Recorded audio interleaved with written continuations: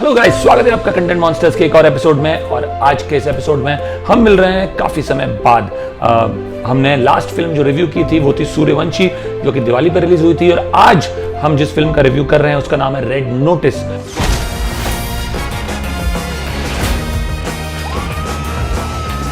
Which was released around 2 to 3 weeks back on Netflix. Now, Red Notice stars Dwayne Johnson, Ryan Reynolds, and Gal Gadot. And this is one of Netflix's most ambitious films to be released in recent times. बहुत ही high expectations थी इस film की। तीनों A-listers star कर रहे हैं इस film में, और खास करके ड्वेन जॉनसन और रायन रेनॉल्ड्स, जो दो टॉप हॉलीवुड मेल स्टार्स हैं, वो इस फिल्म में हैं। बट एक बात कहनी पड़ेगी, while they are clearly A-listers as far as Hollywood goes, the films they have been doing of late have been fairly uninteresting, I must add. अब जब आप इतने बड़े स्टार होते हैं, वो भी आज के दिन में, when content is pushing its boundaries across all OTT platforms, आप एक्सपेक्ट करते हैं कि एक ड्वेन जॉनसन या रायन रेनॉल्ड्स की फिल्म भी अपने कंटेंट को पुश करें in terms of boundaries. They try newer things, they try newer films, they try newer themes which haven't been explored before. पर क्या वो सब होता है रेड नोटिस में? अफसोस नहीं। It seems like a rehash of many such films that Dwayne Johnson and Ryan Reynolds have done in the past. अगर मैं ड्वेन जॉनसन की बात करूं तो लिटरली एक मूवी मेकिंग टेम्पलेट बन गया उनका।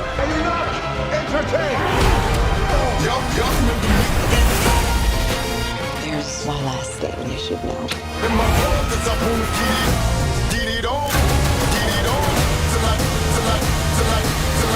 The big beefy badass with a heart of gold, who's vulnerable, who's humane. तो इसी तरह के कैरेक्टर्स वो प्ले करते हैं। He doesn't push himself to playing dark characters or doesn't explore darker films because उन्हें लगता है कि उनकी जो कोर ऑडियंस है वो उन्हें एक्सेप्ट नहीं करेगी उन रोल्स में। बट इस थॉट प्रोसेस का जो नेगेटिव है, जो फॉल आउट है, वो ये है कि वो एक ही तरह की फिल्में करते जा रहे हैं और एक ही तरह के रोल्स करते जा रहे हैं। एंड रेड नोटिस में तो लिटरली लगता है he sleep walking through his role. He himself doesn't seem that interested. Are you kidding me? What? This is hard! तो ये क्लियरली एक नेगेटिव है ड्वेन जॉनसन के करियर ग्राफ का of late. When we come to Ryan Reynolds plays that smart aleck, one-line spewing thief who's constantly quipping or throwing these smart one-liners, but what's there beyond that? I mean, देखा जाए तो Ryan Reynolds Twitter पे भी और Instagram पे भी यही काम करते हैं। तो इट्स लिटरली जो वो ट्विटर और इंस्टाग्राम पे करते हैं वही वो बड़े पर्दे पे कर रहे हैं। Many a times we have seen Ryan Reynolds and Dwayne Johnson engaging in playful banter in the social media space. अब उसी चीज़ को अगर आप एक पूरी फिल्म में स्ट्रेच कर दें तो कोई खास मज़ा नहीं आता। It's like taking those one liners from a Kapil Sharma episode and then stretching them into a 2.5 hour movie. कितना मज़ा आएगा आपको जब आप वो रोज़ कंज्यूम वैसे भी कर रहे हैं। तो उस लिहाज से एक डिसअपॉइंटमेंट है। जैसा कि मैंने पहले कहा, आप एक्सपेक्ट करते हैं कि तो टॉप लिस्टर हॉलीवुड स्टार जब आते हैं आज के दिन में तो कंटेंट की बाउंड्रीज को थोड़ा पुश करेंगे, जैसा कुछ होता नहीं है यहाँ पे।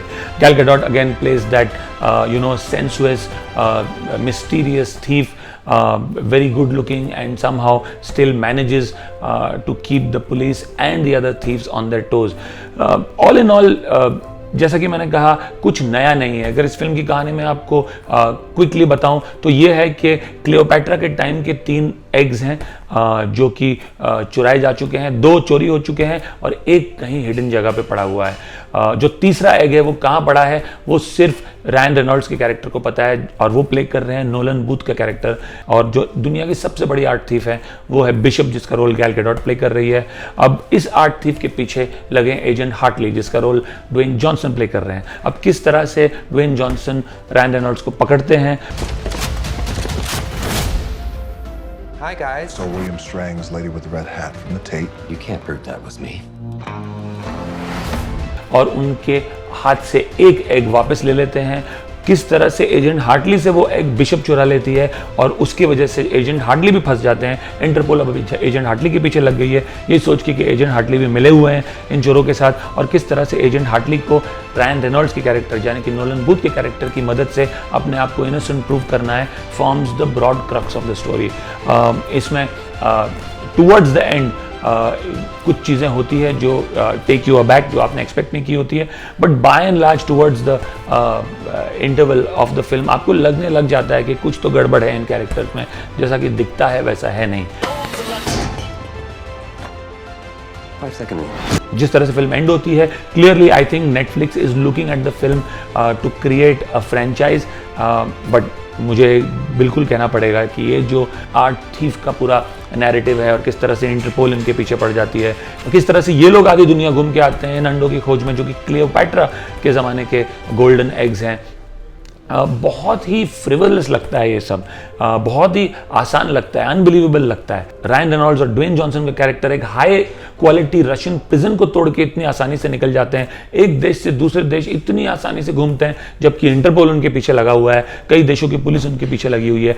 ये सब हजम नहीं होता, आज के दिन में बहुत ही ऑड लगता है। In fact I would even go to the extent of saying that closer home, हमारी जो धूम 2 थी वो भी काफी अच्छी थी इस फिल्म के सामने। तो in fact Dhoom 2 looks much better a film when you compare it to a film like Red Notice. तो आप इससे अंदाजा लगा सकते हैं कि ये फिल्म कितनी डेटेड है, इसकी कहानी कितनी पुराने जमाने की है और किस तरह से इन स्टार्स को पूरी तरह से वेस्ट कर दिया गया है। सिर्फ एक फिल्म में 150 तरह के अलग अलग तरह के ड्रोन शॉट्स डालने से वो फिल्म स्टाइलिश नहीं बन जाती, उसकी कहानी में भी दम होना चाहिए, उनके एक्टर्स में भी दम होना चाहिए। अब जैसा कि मैंने कहा, आई गेट द फीलिंग कि तीनों ही stars are sleep walking through their role.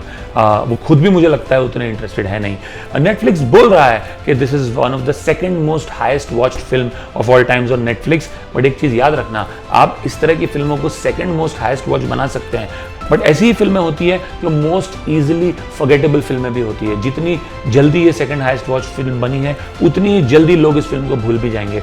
3 हफ्ते के बाद people won't even remember this film, जब कोई और नया कंटेंट या और बेहतर कंटेंट आ जाएगा। तो it's not just ensuring that it becomes the most watched film in a limited number of days, it's also about how memorable the film is, कितना यादगार रहती है इस तरह की फिल्म लोगों के जहन में। अनफॉर्चुनेटली मुझे नहीं लगता ये फिल्म ज़रा भी यादगार रहेगी किसी के लिए भी, ऐसा कुछ भी खास नहीं है, unless you're a major Dwayne Johnson and Ryan Reynolds fan and the banter between them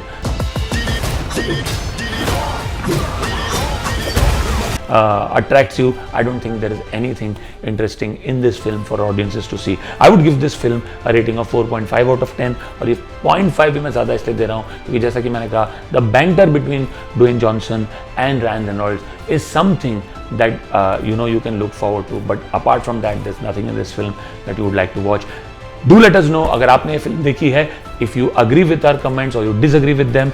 If you like our video, please do subscribe to our channel. We'll keep coming back to you soon for more such videos. जल्दी आते रहेंगे, इतना बड़ा time gap अब नहीं रहेगा हमारे videos के बीच में। Thank you, see you soon.